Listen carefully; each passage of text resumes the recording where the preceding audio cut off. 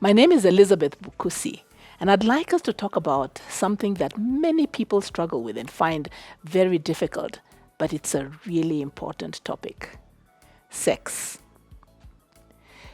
Many people struggle because it's something that everybody knows, and each one of us who is in existence is actually a reminder that somebody somewhere had sex. The beautiful thing about it is sex is God's idea. It's not ours. If you look in the book of Genesis, chapter 1, verse 27-28, God is the one who made man and woman uniquely as they are. Genesis 2:25, Genesis 4:1. God reminds us it's His idea. But the thing about sex is, it's what God made, how He made it, when it should be done. This is something that God uniquely wants for us. As parents, it's a very important topic for you to discuss. What is it? Why? When? How? And children will ask these questions. It's particularly important that we talk about it now during the COVID-19 lockdown, because when people are in close proximity, it's more likely that sometimes things can happen that are inappropriate, and it's important that a child should understand enough to be able to talk about it.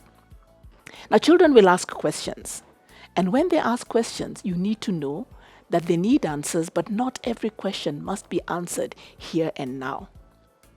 In order to be able to talk about sex comfortably, think about yourself. When did you first hear about it? Who spoke to you about it? Was it myths? Was it misconceptions? Was it things that confused you?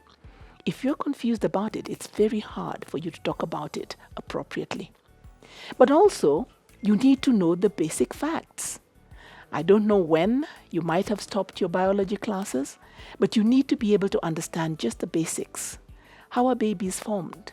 What kind of developments happen during teenage?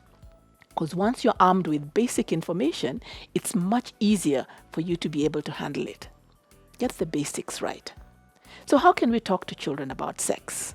I'd like to use a simple acronym: SPEAK, S-P-E-A-K.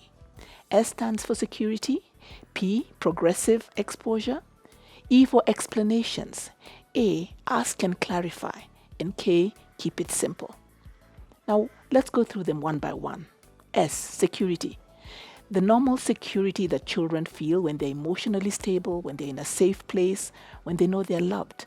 It's an important environment in order to be able to speak about such an important topic. Progressive exposure, P. What a 3-year-old needs to know is very different from what an 8-year-old needs to know. Progressively over a period of time, you should be able to talk to your child about this.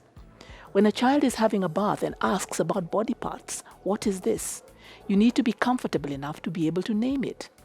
Just as we name the eye, the ear, the hand, we can be able to name private parts appropriately for children depending on their age. You need to be ready with explanations because children will ask, why is it I stand up when I pee and my sister squats? You need to be able to explain, why do I have this body part and so doesn't? Why is this one a boy? Why is this one a girl? Think about the explanation so you can give them to the child in the appropriate way. Now, when a child asks a question, you need to clarify, ask, and find out what do they really want to know. When a child asks, where does a baby come from? Find out, why are they curious about where babies come from? It's important that you tell them the truth. Don't say children are born in hospital, because when they find out that's not true, they will find it hard to believe other things that you say. Now keep it simple. Many children are curious, but once you answer their curiosity, they move on. So don't give a textbook explanation that's worthy of a PhD to a 4-year-old who's just curious. Where do babies come from? The important message we need to tell children is that their body is a gift. Their body is good. All body parts are good. There's nothing that is evil or bad about any body part. But also that their body is private and their body should be kept safe. So that if you let a child know that if someone touches them in a place that is inappropriate, they should let you know. They should be safe and secure enough to be able to tell you. This is really important during this time when people are in confined spaces, when people are under pressure, it's much more likely that a child could be touched or could experience something that is inappropriate. And they need to be secure enough to be able to tell a responsible adult so they can get help. Please remember, sex is God's idea. Sex is something that is beautiful. It is something that God has made, but it's a gift that's given, and God is very specific about where, how, and why. So get comfortable, talk to your child about sex. Different stages, keep it simple, and just provide the information that your child needs to be able to allow them to experience their sexuality in a positive manner. There is one God, there is one God, and Father of all, and Father of all. He is over everything, everything. There is one God, there is one God,